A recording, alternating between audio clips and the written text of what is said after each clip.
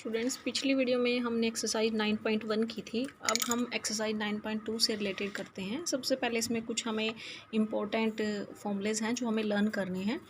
0 से infinity e raise to power a x sine b x plus c d x, ये हम plus two में भी करते थे। ये फॉर्मूला होता है e raise to power a x over a square plus b square, a sine b x plus c minus b cos b x plus सी।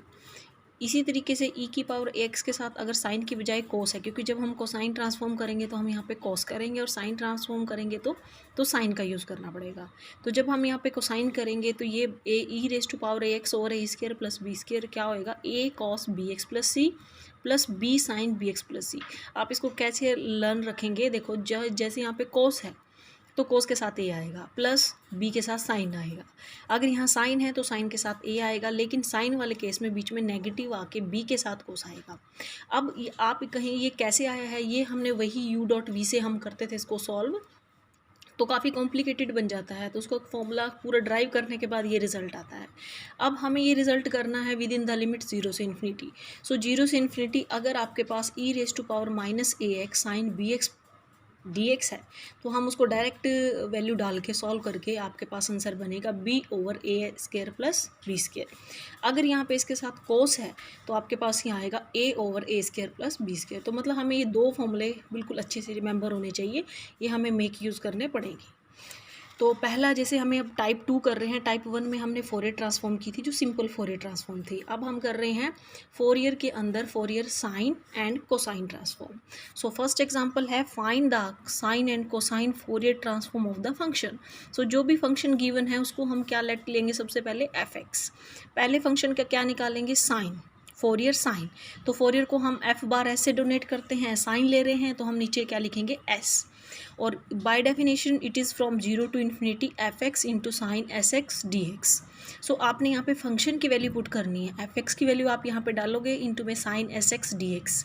अब आपको पता है कि साइन एक बार इस फंक्शन के पास जाएगा फिर इसके साथ हो जाएगा और कॉन्स्टेंट बाहर आ जाएंगी। तो 0 से infinity e raise to power minus 5x sine s x plus 5, 0 से infinity e raise to power minus 2x sine s x d x.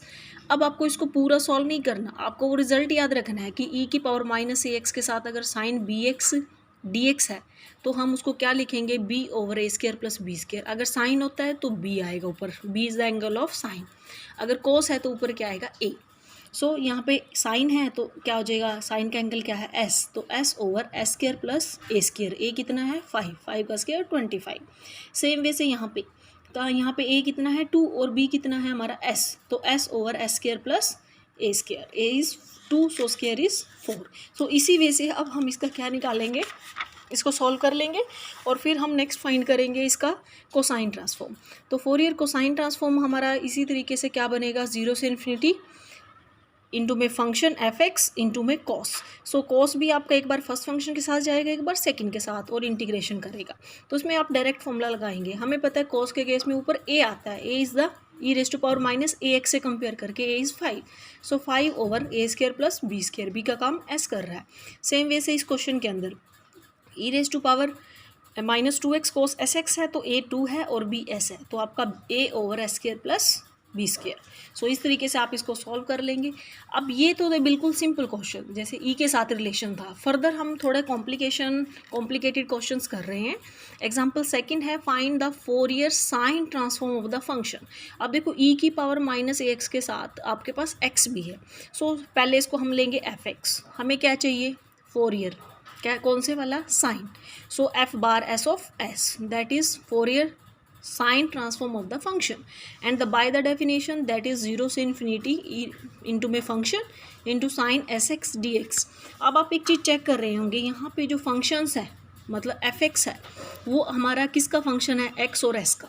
लेकिन आप दो फंक्शन को यू डॉट वी से सेपरेट करके सॉल्व कर लेते थे, लेकिन इसको आप नहीं सॉल्व कर पा रहे क्योंकि नीचे फिर आपके पास एल्जेब्रिकल फंक्शंस है। तो in that cases you have to use the Leibniz rule of differentiation. What is the Leibniz rule, पहले हमें क्या करना होगा, इसका हम डेरिवेटिव लेंगे जो भी हमने एफ बार एस लिया है। पहले आप इसको, लीबनिज़ का मतलब है आपने ये देखना है एक्स के अलावा जो यहाँ पे हमारे पास दूसरा वेरिएबल का काम कर रहा है वो कौन है, एस। सो आप इसको क्या करेंगे, differentiate with respect to s using Leibniz rule of differentiation under integral sign. So आपके पास क्या हो जाएगा d/ds। अब मैंने आपको बताया था कि जो लीबनिज़ रूल होता है उसके अंदर क्या होता है, जब लीबनिज़ रूल अगर मान लो फंक्शन का d/ds है तो ये अगर इंटीग्रेशन का करना है तो अंदर जाके वो, क्योंकि अंदर वाला फंक्शन है वो दो वेरिएबल्स का फंक्शन होगा एक तरीके से, एक x का और एक s का।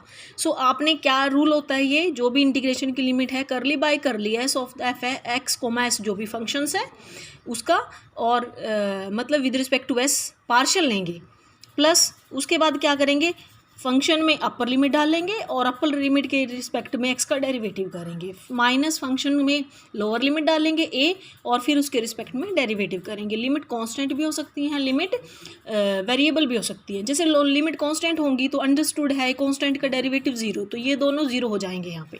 सो इसका मतलब ये सिर्फ इसका पार्शियल होगा, तो आप इसको पार्शियल करें विद रिस्पेक्ट टू एस, तो आपको पता है साइन का क्या हो जाएगा, ये है देखो पैरामीटर एस है ना यहाँ पे, तो साइन का क्या हो जाएगा आपके पास पार्शियल डेरिवेटिव, मतलब मेरे पास मैं इसका करली बाय करली एस लूँगी तो साइन का क्या हो जाना है कोस, और एंगल का करेंगे तो एस एक्स का क्या हो जाएगा एक्स, क्योंकि एस एक्स के लिए एस वेरिएबल है, एक्स कांस्टेंट है डी एक्स।